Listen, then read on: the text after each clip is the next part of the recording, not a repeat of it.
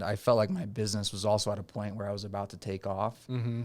And so to put everything on hold, and also just the weight of, is this taking my life, or am I going to be around for, for the years to come? Right, just the unknown. Yeah. Welcome to Loans Elevated, the podcast that brings you the latest industry news, expert interviews, and insightful discussions that will help you stay ahead in this dynamic market. I'm your host, Broch Lassig, and I've spent years in the trenches of the mortgage industry, helping individuals and businesses navigate the complex landscape of real estate financing. I'm your co-host, TJ Heidenreich, and together we'll cover a wide range of topics, from business strategies that skyrocket your success to mindset and motivation that fuel your growth. Welcome back to another episode of Loans Elevated. Today we're going to be covering overcoming adversity. And I have the perfect guest to do so. We know in this market right now, if you're a real estate agent or a loan officer, it's been tough for the past year. And there's still more tough times ahead. So we can go one of two ways. Either sulk in how tough the times are, or overcome the adversity and come out better on the other side. So my guest here today is one of my partners and one of my best friends, Clint Allred. Clint, thanks for coming on. Yeah, man. Thanks for having me. For sure, man. So I want to brag a little bit about Clint at first. He's 24 years old, solo agent and owner of the 801 Group at Keller Williams South Valley here in Utah. The most impressive part is that he got in the business right after overcoming a huge adversity in his life, which was blood cancer. Tell us a little bit about your story, how you got in the business and real estate in general. Yeah. So right out of high school, my junior year in high school, unfortunately, I got diagnosed with blood cancer, acute myeloid leukemia, and originally wanted to go into the medical field and be a doctor before I got sick. Really? And then, obviously being in the hospital, being sick, that was kind of the furthest part. Yeah, you're like, dude, get me away from this. Yeah, I wanted to be nowhere near a hospital after I went through that. Real estate while I was in there was something that I found to be something to take my mind off of things. So I got my license while I was still in high school. Actually, my senior year of high school, I got my license, started right when I was 18. Well, I got it when I was 18, started right when I turned 19, and then just hit the ground running ever since. And it's been a ride. I've always been, I've always wanted to make money and help people at the same time. Right. And I grew up in, my family's always been in the building industry, in the construction industry. My wife's dad was a builder. I helped him for a little bit, and I saw the real estate side of things, and I was kind of intrigued by it. Yeah. And that's kind of what sparked my interest into it. And then I kind of learning about the investing side of it as well. And I just, I really got intrigued by it at that point. And I hit the ground running, got my license while I was in the hospital. I did all the schooling while I was in the hospital because I had nothing else to do. Right. Just want to fill your time. Yeah. So, okay, question I have for you is most kids that had a normal high school experience, they come out of high school not knowing what to do, or what they want to do with their life. Go try out college, maybe not. They'll sit around for a couple of years. I think a lot of people that go through tough times, especially at a young age, I think they oftentimes take a victim persona and they're poor me. They want everything done for them. They expect handouts after the fact. You've got a different kind of dog in you where you came out all efforts in. No excuses. I mean, gosh, in your first year, you closed 14 transactions. I mean, to put that in perspective, the average real estate agent closes 2 to 5 transactions in a year. And his first year in the business, you're almost tripling that. So was there a mentality switch that tell me, how did that happen? Yeah, I've always kind of had that in me where I knew from the start that I wanted to be successful with whatever I did, whether it was from being a doctor to being a real estate agent. I knew that I wanted to be successful at whatever I did. Yeah, that's awesome. And when I got in real estate, I saw the people around me, and that really pushed me to get to their level. And I had some really good mentors that helped me when I very first started. And right when I got in, I just had a sense of urgency.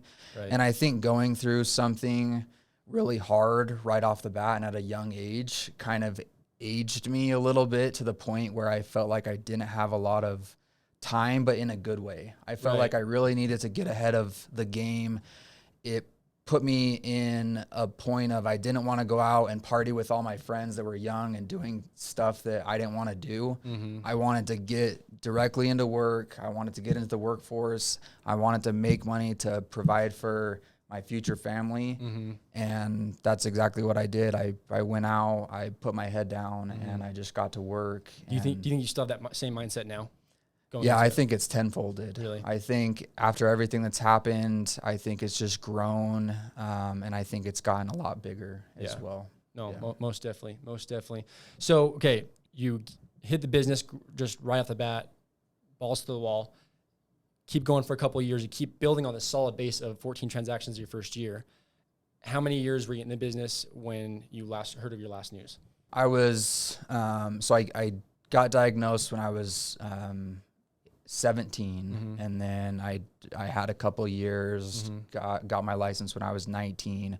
I worked for 5 years, and then just recently I got re-diagnosed for my third time after 5 years of working, and I kind of had to put my business on hold. And that was a little different. I mean, even for everyone that knew, I mean, I knew of you beforehand. I didn't, when you were first at your first go around with cancer, but I didn't personally know you like I know you now. We were working together. In fact, we had a couple of deals going on together during that time. And I remember when you gave me that call, I mean, this was just August of last year when you were re-diagnosed. Yep. Yeah. August last year, I remember when you called and told me, I didn't even seem real. I was like, what the hell? Like, you were handling it better than most anyone that was around you from outside looking in. What was going through your mind? Because this time is different. You are an adult. You've got more responsibilities. You've been making money for years, for 5 years now. What's running through your mind going into that fight? It was definitely harder than the first 2 times around. When you're 17 and when you're 18, that was the first 2 times that I had it. Yeah. When you're that old, it's a little bit, it's never easy, but there's less responsibility involved in it. And at this point in my life, when I have a business, I have a home, I've got investment properties that I have, I have a wife and people to take care of that rely on me.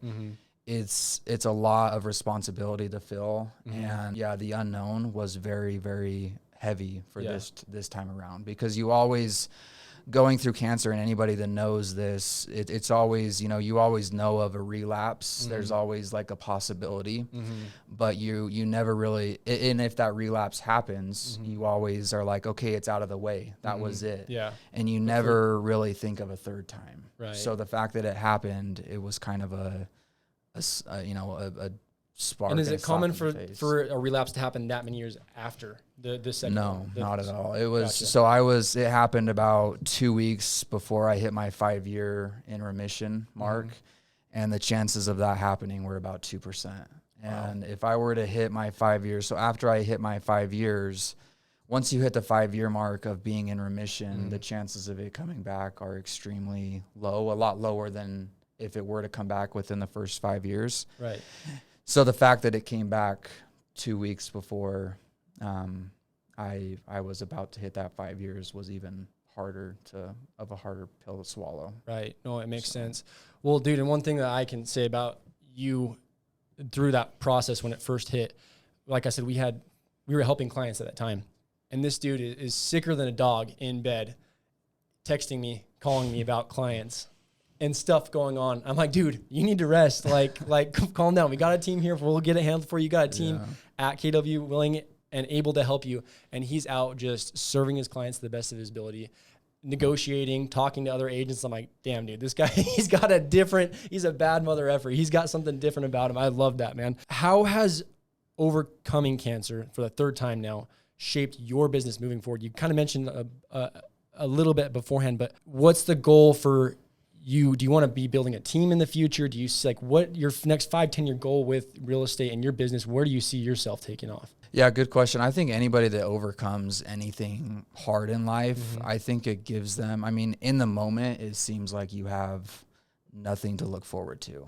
And I have to say this last year has been easily the hardest year of my life. It's put everything into perspective. There's been more what ifs and more anxiety built into this last year than ever. Yeah. But at the same time, I think it's given me a clear picture of what I want and what's truly important around everything. It's given me a picture around business, personal life, the relationships that I want around me, and really just everything that's important in my life. When I got out of the hospital, I felt like I needed to clean house of everything. Really? I went to friendships that didn't please me and was like, you know what? I don't need this. Yeah. Do I need you in my life? No. Then see ya. And even business relationships. Are you helping me? No.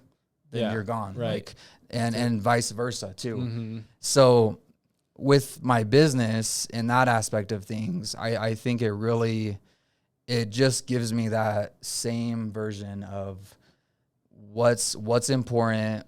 I feel like I need to put my head down again, even harder, and almost tunnel vision as to like, where are my goals at? Yeah, your main pillars. Yeah, my main pillars, and just focus on where I need to be, where do I want my family, and what's truly, truly important in life. A lot of people don't, they think they understand what's important, or they're having a bad day, or they're just in a rut at times.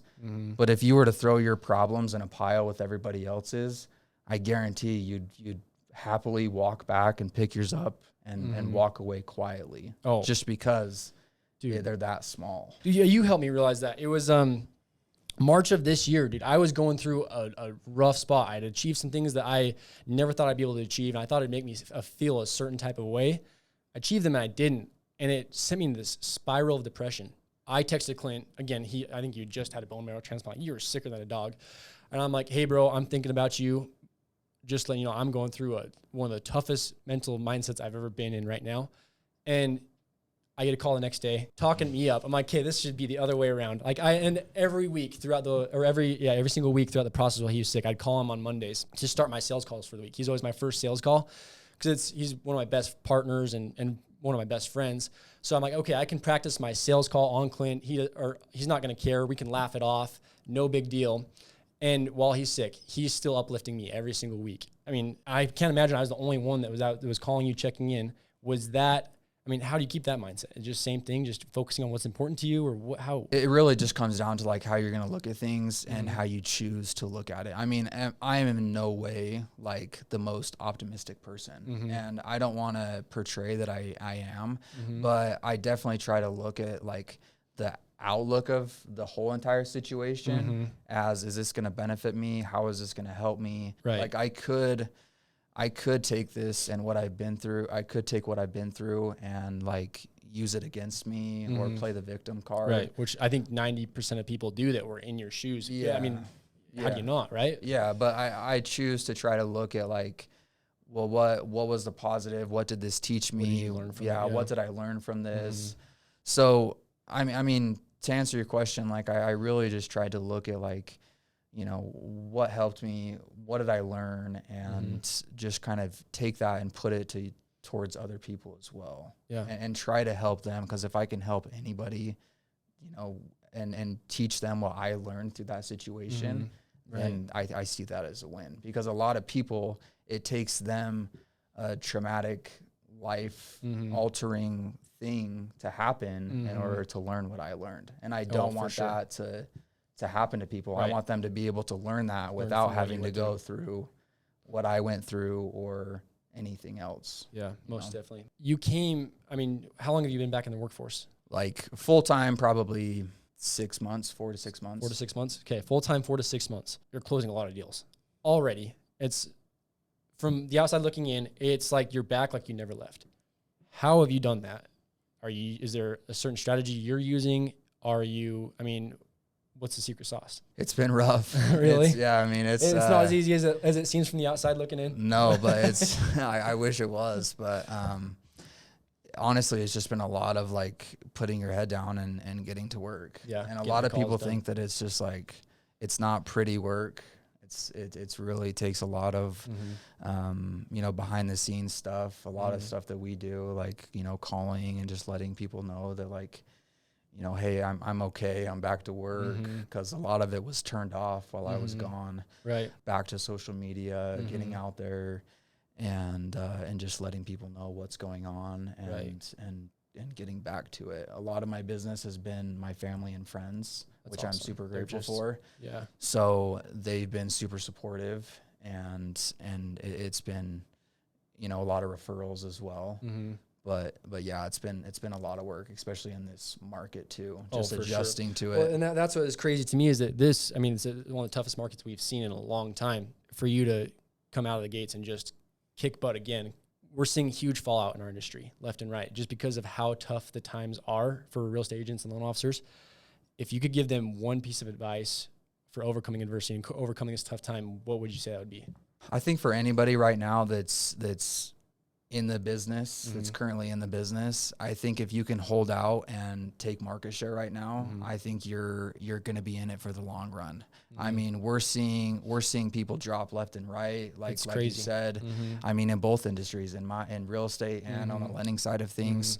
I think if we can just push through and do what we need to be doing, hold tight and just be doing deals right now, we're going to see it on the other side.